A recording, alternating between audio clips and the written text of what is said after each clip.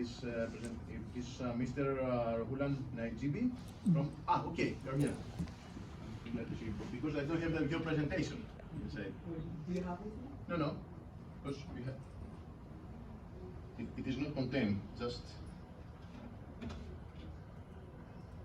I have this folder, but It must be there. It's here. Okay. So. Okay.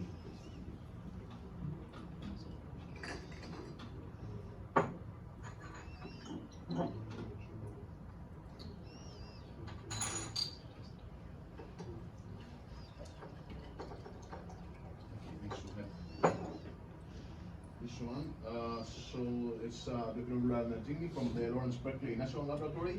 The floor is yours for thermal anomaly with rooftop unit detection, buildings, and thank you. Thank you very much. Hello everyone. My name is Rohullah. I'm a student at University of California, Berkeley. I'm a student of computer science, and I'm also a machine learning researcher at Lawrence Berkeley National Laboratory. I'm here representing the United States and also Lawrence Berkeley National Laboratory, which is also part of the Department of Energy of the United States of America. I'm here to present thermal anomaly and rooftop unit detection and building through machine learning. I would like to take this moment to mention that this work was supported by the Assistant Secretary for Energy Efficiency and Renewable Energy Building Technologies Program of the United States Department of Energy under the following contract number. And a special thanks to Mr. Harry Bergman at DOE for his support of this work. I would like to start by the premise and promise of remote assessment for energy efficiency and building asset identification. Here we can see that in the context of urban planning, it's very important to understand building energy use. It's also very important to know that building energy audits are very time-consuming and labor-intensive. Recent advances in public data availability, sensor technology, and falling costs, and also increasing number of data sources for buildings. We can also mention that these novel data, plus the feature extraction, hold premise to identification of all of building characteristics and assets, and building aspect and building a specific energy efficiency measures. We can see that long time ago we started with the public data that were available. So this was the old system where we actually used the public data that was available on the internet. But nowadays we are using drones, and we are taking pictures, and we are making our own data set. In terms of opportunities, I should say that the areas of opportunity to enhance with remote assessment technology, envelope retrofits, and equipment efficiency and installation and replacement. So our baseline study revealed that these are not well covered in audits or today's analytical tools. So this is a really good opportunity to discover them and explore them. In terms of the future technology improvements, I should say that there are improvements in terms of replicability and cost effectiveness in terms of process, which potential improvement of process for machine learning integration with existing software, the scalability in terms of region, which means that identifying target segments, applications, and collaborations, and adoption for specific target markets, which is enhancing thermal anomalies detection and diagnosis with greater accuracy and precision.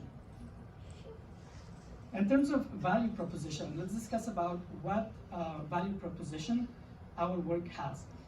So the value proposition for the audit and commissioning companies of our work is that machine learning methods can improve both in-person and remote assessment process through complementary additional accuracy and their verification of data.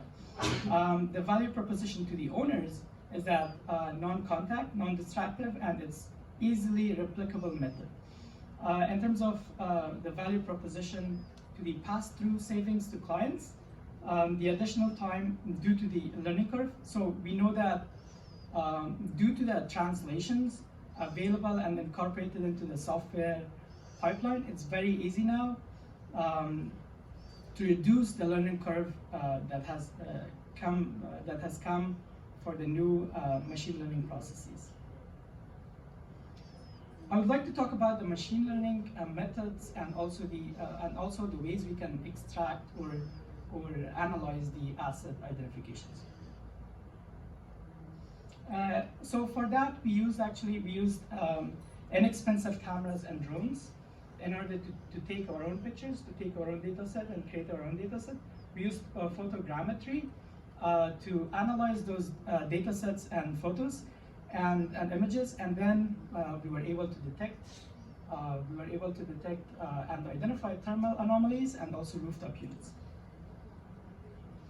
So basically, our drones took a circular path to take images of the buildings, and then we were able to get these 2D images, a collection of 2D images. Then using photogrammetry, we were able to construct 3D images from the 2D images. And finally, we were able to detect the thermal anomalies of the buildings.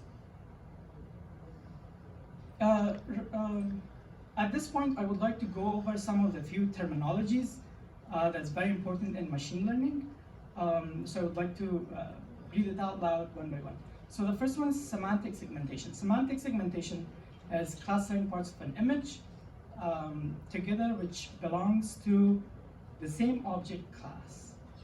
We use this in Windows to wall ratio estimation, which was actually our previous work. In terms of object detection is something that detects instances of semantic objects of a certain class in digital images and videos. Now we use this in detecting rooftop units.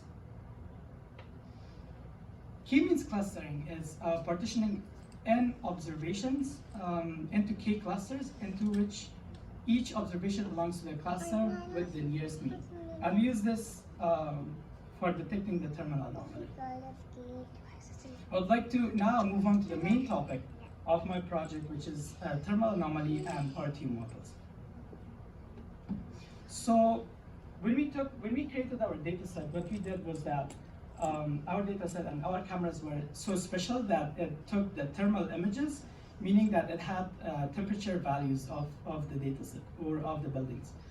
And then we were able to extract those temperature values such that each pixel was representing or corresponding to the temperature value of that pixel. Then we were able to use photogrammetry in order to mask the building such that it divides the background from the facade. Then we were able to project the facade into the mask, and we did that because we are only interested in the facade, not in the background. Then we started using the approach that we use in terms of detecting the thermal anomaly was simple thresholding. So for simple thresholding, you basically use a fixed value, and we use the value of 22 degrees. We used 22 degrees. Basically, everything above 22 degrees was considered as an anomaly, and everything below the 22 degrees was considered normal. And the reason why we chose the value of 22 degrees was that the air temperature, the outside air temperature, while we were taking those images of the data set, was 22 degrees. So it made sense for us to choose 22 degrees. As you can see on the images, we can see that the thermal anomalies, so the regions that are yellow are the regions that are thermal anomalies. And then we were able to take the contours of the images. So the red lines or the red polygons are the contours. Then we were able to easily project those contours into the image so that it's visible which part of the image has those anomalies. We not only use the simple thresholding, but we also use adaptive thresholding. let's talk about what adaptive thresholding is. Adaptive thresholding basically calculates each value in terms of based on the small regions around it. So it considers different lighting conditions and shadows. And it made perfect sense for us to use adaptive thresholding in our dataset because our dataset of our building had different lighting conditions and shadows. And therefore you can see that the red dots are the regions that are detected as the anomalies, and we again projected those dots into the main image. In terms of the results, we can see that here we have two sets of images, two different images, but we can see that in both images, we can almost see the same regions as having the anomalies. So this logically tells me that it's kind of a verification that these regions are the true anomalies in the building. I'd like to now move on to my second topic, which is the RTU or rooftop unit detection. So for the rooftop unit detection, of course, the first step was gathering my data set. In order to gather the data set, it was really hard for us gathering the data set because all the data set was available in terms of satellite images. There were no drone images, but what we had as our test data, we had drone images. So we had to match and we had to find drone images of the buildings. So we explored the internet and we explored different sources available to us in order to get these images.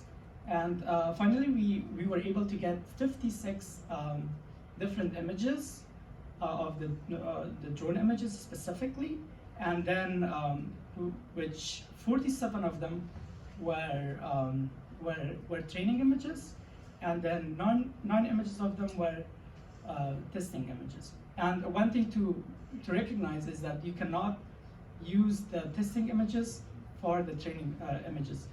Each image that has been used that you're going to use for the testing images, it should not include in the training images because the whole point is that you're testing something that's new. So we made sure of that. And after gathering our data set, we were able to crop them. We were able to label them. We used this tool called Supervisely in order to label them.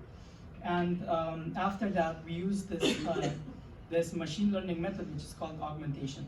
Augmentation is basically a method that basically it increases your data set if you have a small data set. So it kind of like flips over the image, or it kind of like changes the image, changes the color of the image, or it basically either it flips the image or changes the color of the image, or it crops the image. The whole point is to increase your data set. Now moving on to the model architecture and the algorithm we used for the rooftop unit detection. So basically, we use the Detectron2 library. Detectron2 library. Detectron2 is a successor of Detectron and the Mask RCNN benchmark. Mask RCNN is the art of the state. The state of the art is the state of the art technology for machine learning at this point.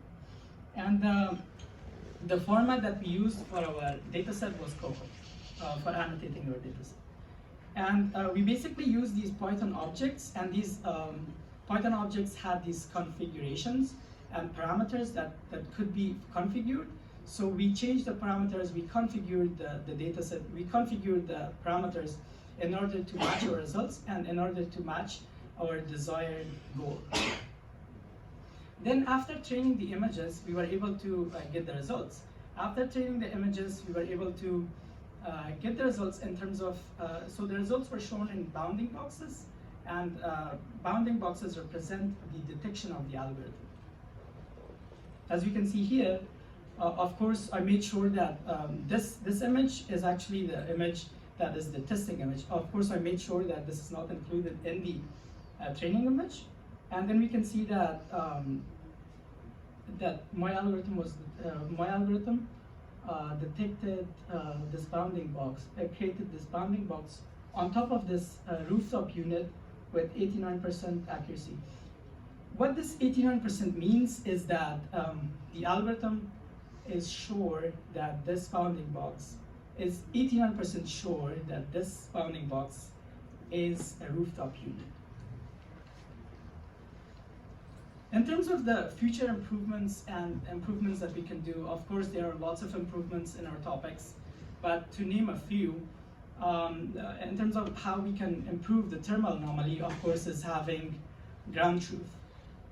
The challenge for us was that we did not have ground truth, so we were not sure if this region is really the true anomaly.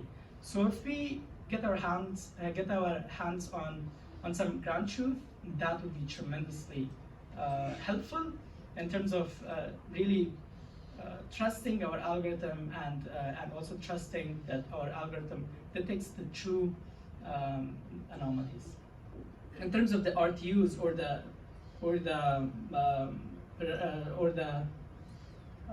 rooftop unit detection, we can of course improve that through enhancing or increasing our data set. Of course, my data set was very small, and that was a problem, but the problem was that we were not able to get the drone images of the buildings.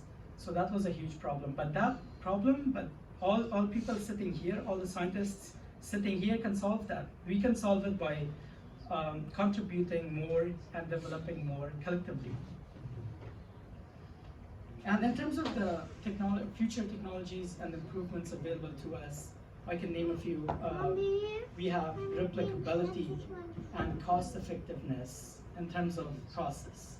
So we have potential improvement of process for machine learning integration with existing software.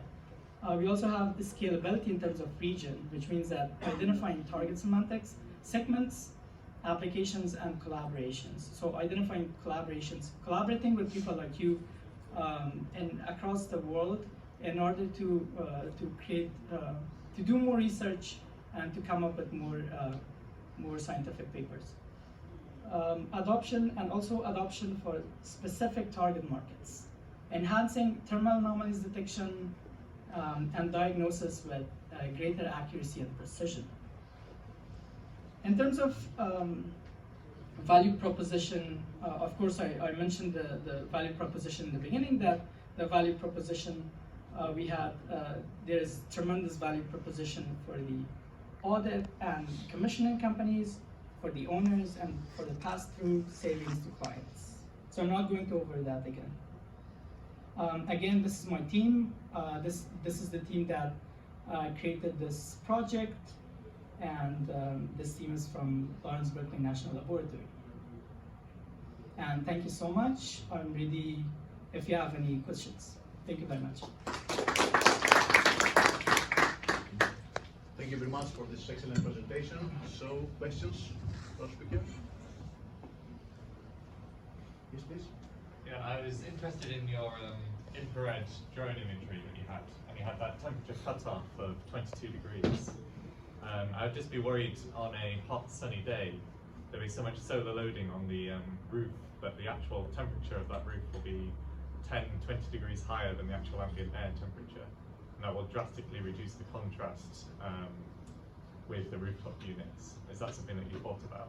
Exactly. I mean, this is called, we use that method that is used when we use 22 degrees of centigrade as simple thresholding. In simple thresholding, you can only use a fixed value. That's the only way. And you only choose a value, and then everything above that value is considered an anomaly, and everything below it is normal. But in terms of that, of course, you are correct that if you have a sunny day and you have different lighting conditions, then your rooftop maybe is more hot than the outside air temperature, right? But fortunately, we have adaptive thresholding that considers that. So adaptive thresholding uses different lighting conditions, and it considers shadows around everything, and it's not going to use one value across all the rooftop.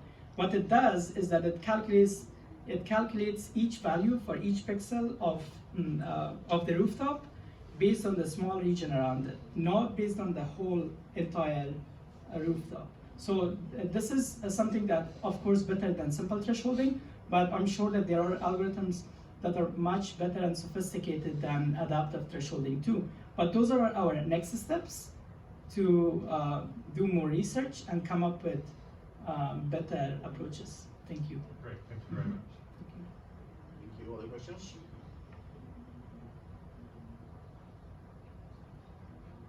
Okay, I have a general and a technical question. The first one is how you plan to deal with the spatial resolution of satellites imagery, because it's not that thermal satellite images, the spatial resolution of satellite images is too coarse to detect buildings so far. We expect, of course, new systems. For example, the site that there's a few missions expected next year with 3 by 3 meters, but so far the best is around 50 meters. So we cannot see these details of satellites. Oh, I see. Well, of course, then for both of our data sets, we use drone images. And I did mention that before, like a long time ago, we were relying more on the data sets that were available to us in terms of in terms of the satellite images and aerial images to us. But right now we have like these special cameras that can even detect the thermal images with the with each pixel values corresponding to the temperature, right? So I'm sure that we have technologies such as drones that we can take those images in such a way that it covers all the details that we want to analyze. You mean future missions, not now?